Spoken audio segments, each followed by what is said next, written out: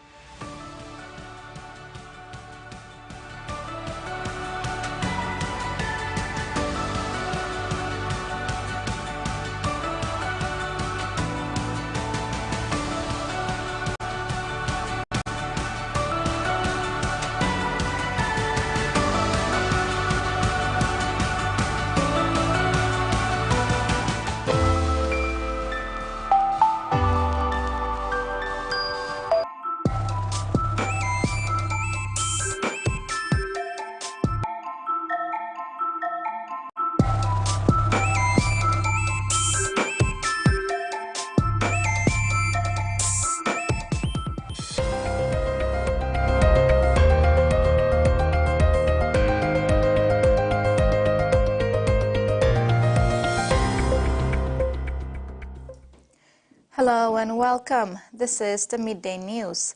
Shadow Minister for Mining James Donald has expressed concern regarding the illegal mining situation in Porgera. He said the government continuously assured their people that the new Porgera was a good deal for Papua New Guineans, especially landowners, and yet we see the very landowners and locals who should be benefiting from this mine trespass and look for their own riches.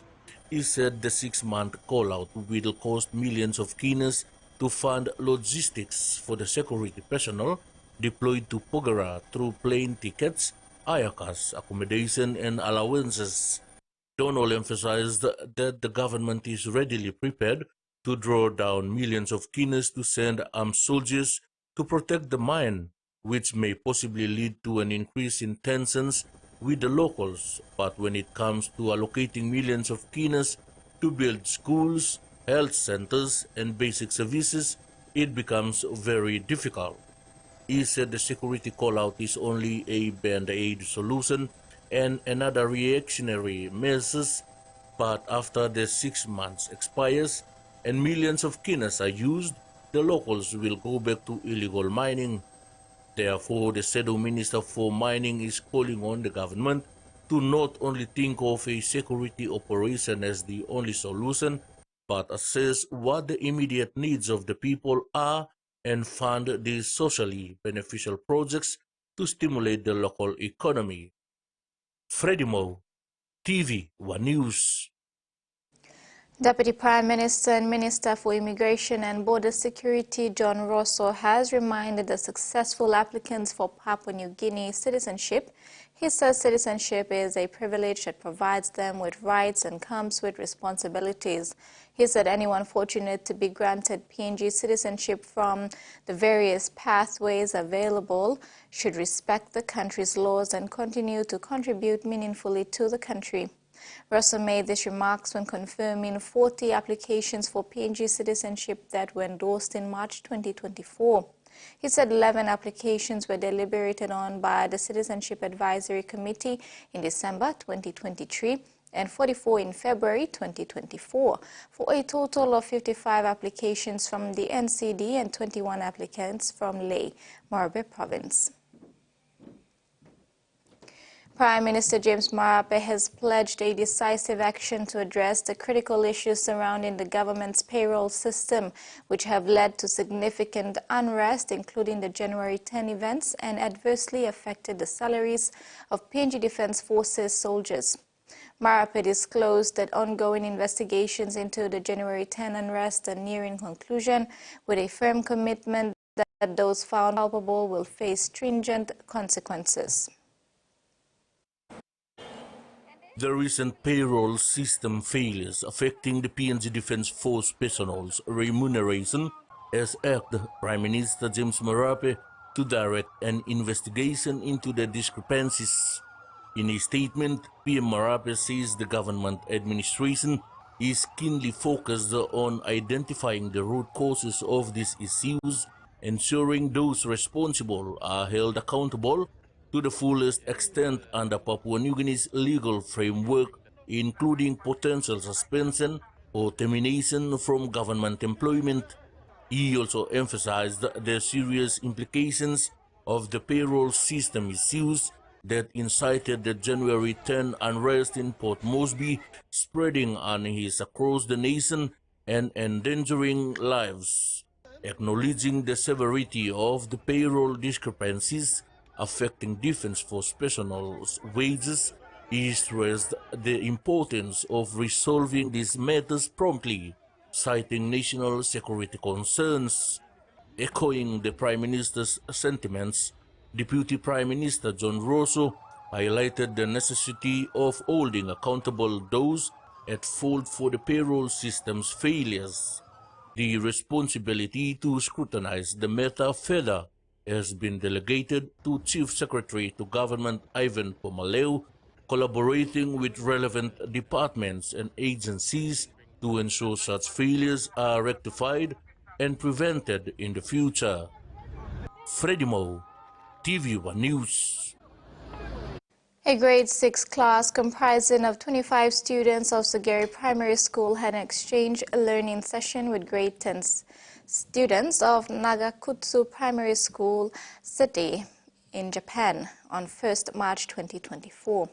As soon as the students of Nagakutsu Primary School appeared on the screen in the classroom, excitement swept through the class of Sugeri Primary School. It felt like in that moment the students of Papua New Guinea and Japan became friends. The hope is that the friendship between Papua New Guinea and Japan will deepen even more when these children grow up. The children's exchange across the sea will continue in the future. Also,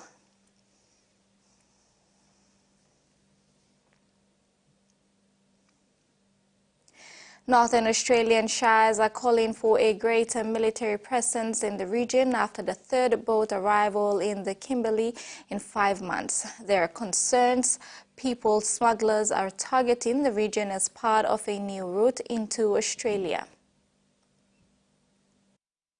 A third boat arrival in 5 months has locals wondering if there's a pattern developing. Just another boat arrival. The latest group were discovered on Friday near the Truscott Air Base, with WA Police confirming they'd arrived on an unknown vessel. One asylum seeker became separated from the group but was found yesterday and flown to Nauru, where the group is being detained. Although most of Australia would say it's a remote coastline, the people that are arriving with pinpoint accuracy at settlements on our coastline. It's not the first boat to arrive near the Truscott Air Base. In November last year, a suspected asylum seeker boat carrying 12 people was discovered and another 39 were found near the remote Aboriginal community of Beagle Bay in February this year. Before that, the last asylum seeker boat to arrive in WA's far north was at Christmas Island on Election Day in May 2022. We seem to be seeing more boats arriving, and obviously something's changed. A group representing 9 shires in the Kimberley and Pilbara regions is concerned the coastline isn't being adequately protected. It highlights the need for increased spending and presence by the Defence or the Department of Defence in Northern Australia. Operation Sovereign Borders is working as it is intended, and we're bolstering the funding and the program to ensure that it operates strongly into the future. A third boat to arrive on this coastline raises questions of whether people smugglers are targeting the region as a new route into Australia. It comes off the back of an increase in illegal fishers making it to shore up here in recent years too. Border Force has continued to remain tight-lipped on the situation. Unfortunately, you have some boats arrive under the previous government as well.